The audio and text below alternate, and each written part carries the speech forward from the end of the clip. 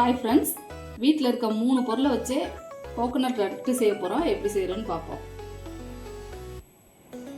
ஒரு பெரிய தேங்காய் எடுத்து நல்லா இந்த மாதிரி சுத்தம் பண்ணி வச்சுருக்கேன். இந்த சிகப்பு கலராக இருக்குன்னு அதை ஃபுல்லாத்தையும் எடுத்துட்டு நல்லா இந்த அளவுக்கு பீஸாக போட்டு நறுக்கி வச்சுருக்கேன். இதை வந்து மிக்ஸி ஜாரில் போட்டு தண்ணியே சேர்க்காமல் குறப்பாக அரைச்சி எடுத்துக்குவோம். இந்த அளவுக்கு அரைச்சிக்கணும். நல்லா தண்ணியே சேர்க்காமல் இந்த அளவுக்கு அரைச்சிக்கணும். சட்டி சூடாயிருக்கு. அந்த அரைச்ச தேங்காயை இதில் சேர்த்துக்குவோம். லோ ஃப்ளேமில் வச்சுக்கணும். பிடிச்சிடாம கலர் மாறிடாமல் கிண்டி விட்டுக்கிட்டே இருக்கணும்.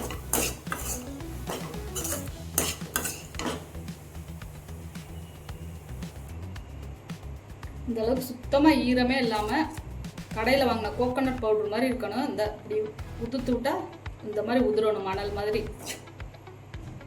இப்போ அடுப்பை ஆஃப் பண்ணிக்குவோம். இதுலேருந்து கொஞ்சமாக கோகோனட் பவுடர் எடுத்து அவுட்டர் லேயருக்காக எடுத்து வச்சுக்குவோம் ஒரு பிளேட்டில்.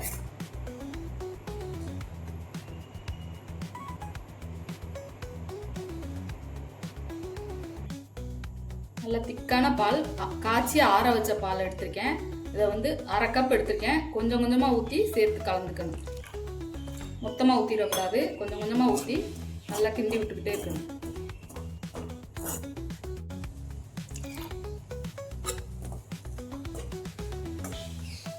சர்க்கரை 50 கிராம் எடுத்திருக்கேன். அதை சேர்த்துக்கிறேன். உங்களுக்கு கூட வேணா சேர்த்துக்கங்க. இந்த அளவு வந்து நார்மலான அளவாக இருக்கும். சர்க்கரை கூட வேணுன்னா போட்டுக்கலாம், இல்லை குறைச்சி கூட போட்டுக்கலாம். உங்களுக்கு ஏற்ற மாதிரி போட்டுக்கோங்க. இது நல்லா மெல்ட் ஆகிற வரை கிண்டி விட்டுக்கலாம். லோ ஃப்ளேம்லேயே தான் அடுப்பு இருக்கணும். ஹை ஃப்ளேமில் வச்சா கலர் மாறிடும், லட்டோட கலர். ஃப்ளேவருக்கு ஏலக்காய் பொடி கொஞ்சம் சேர்த்துக்கிறேன்.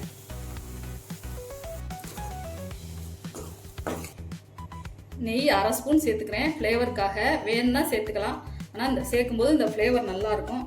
சேர்த்துட்டு கிண்டி விட்டுட்டு அடுப்பை ஆஃப் பண்ணிடலாம். கொஞ்சம் ஆறட்டும். கை பொறுக்கிற சூடு வரும்போது லட்டாக பிடிச்சிக்குவோம். அடுப்பை ஆஃப் பண்ணிடுறேன். ஆறிடுச்சு. இப்போ உருண்டை பிடிச்சிக்குவோம் லட்டா.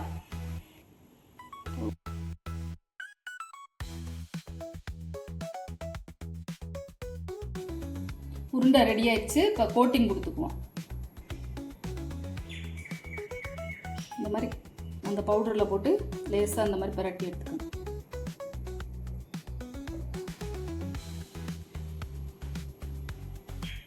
கோகோனட் லட்டு ரெடி ஆயிடுச்சு. இது வீட்டில் இருக்க பொருளை வச்சே செஞ்சிடலாம்.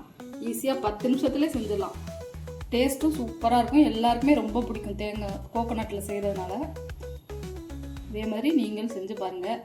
குழந்தைங்களுக்கு ஸ்நாக்ஸாக செஞ்சு கொடுக்கலாம். இந்த வீடியோ பிடிச்சா லைக் பண்ணுங்கள், ஷேர் பண்ணுங்கள், சப்ஸ்கிரைப் பண்ணுங்கள்.